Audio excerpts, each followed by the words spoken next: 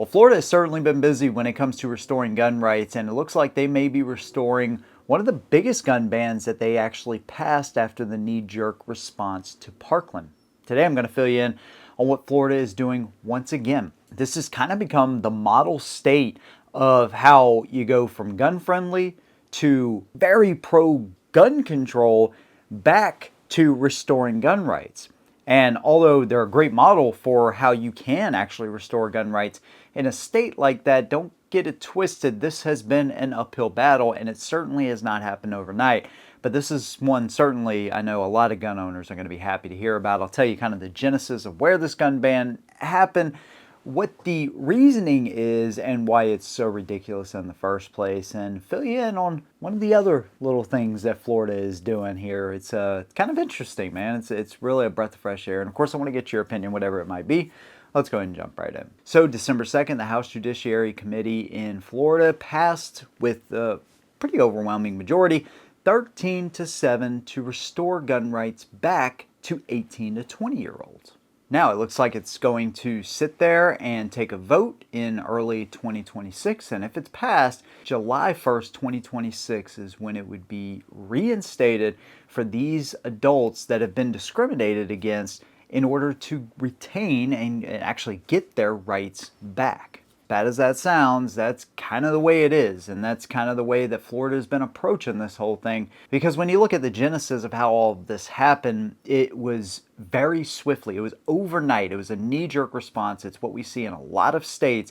And most states, you never get these rights back. But Florida is showing that it can be done as long as its voters and constituents vote the right people in. Now, looking at the genesis, of course, we all know about the Parkland shooting that happened in 2018. Now, of course, it was an absolute tragedy, but then they take the tragedy and they actually did something that, a lot of states, they don't ever get this far. And because of a movement by teenagers who thought they knew everything and adults that were taking advice from these teenagers that thought they knew everything, you had this crazy knee-jerk response. Of course, banning guns for 18 to 20-year-olds. They banned bump stocks. They increased waiting periods. They installed red flag laws. I mean, overnight, Florida became like a semi or quasi-California in a way. All for the actions of this frickin' little twerp that went into his school and create havoc amongst his classmates and take the lives of, 17 or 18 of them. I mean, it was super tragic. Now, what have these laws done in Florida or elsewhere since they were passed? Did they automatically stop school shootings or these tragedies from happening? Well, no. Now, let's be very clear. Tragic school shootings, like what we witnessed in Parkland and Sandy Hook and all the other ones, right? They don't happen nearly as often as the media wants you to believe, because certain sources will use their own definitions to essentially label what is a mass tragic type of event and what is not. But that has not stopped these things from happening, not in Florida and not anywhere else in the country, even in the most restrictive gun control states. It just goes to show that these knee-jerk responses are a feel-good type of thing, that we did something when in reality all you did was criminalize a bunch of 18 to 20-year-olds, most of which wouldn't have done anything like this in the first place, and you took their constitutional rights in the process. What happens if somebody's 21, right? Is there like some kind of magic response from 20 to 21 that all of a sudden, if you're going to flip out, right, that one day difference is just going to flip something in their brain and allow them to, not take that step to do something tragic? Look, none of us want any of this to happen. There are ways to mitigate it and not attack constitutional rights. That shouldn't even be a question, but it absolutely is one of the first responses you'll see after something like this. And Florida, unfortunately, fell into that trap. So the NRA went to work very shortly after these laws were passed, and they actually, took Pam Bondi, our current head of the DOJ, to court over this, saying you can't treat 18 to 20-year-olds who we deem as adults and say that they're all of a sudden like minors, or they can't make these decisions. Again, they can join the military, they can fight for your country, they can die for the country, but they can't own a rifle, they can't buy a handgun. You're restricting them to 21, so it kind of begs the question, like, well, when are they actually adults? When are they going to get all of their rights?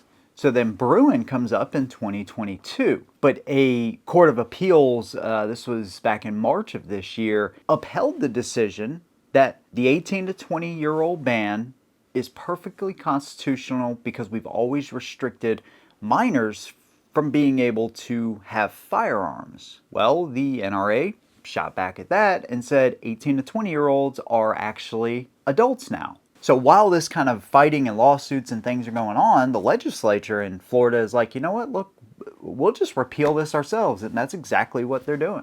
You can't convince me otherwise that if an 18-year-old can sign contracts for them to go to college and spend tens of thousands of dollars and get into debt almost immediately with minimum wage jobs and may not ever be able to pay those debts off, and yet we push it on every single kid in the United States. They can get married, they can join the military, they can sign contracts, they can do all this kind of stuff, but yet they can't exercise any of their other constitutional rights. To me, that is a backwards way of thinking. And so now you have the NRA who's trying to push this to the Supreme Court. You have the legislative branch, the House Judiciary, anyways, right now in Florida has passed it. It'll go to the House in January and then to the Senate from there. And of course, I think Ron DeSantis will sign it if it does pass the House and the Senate.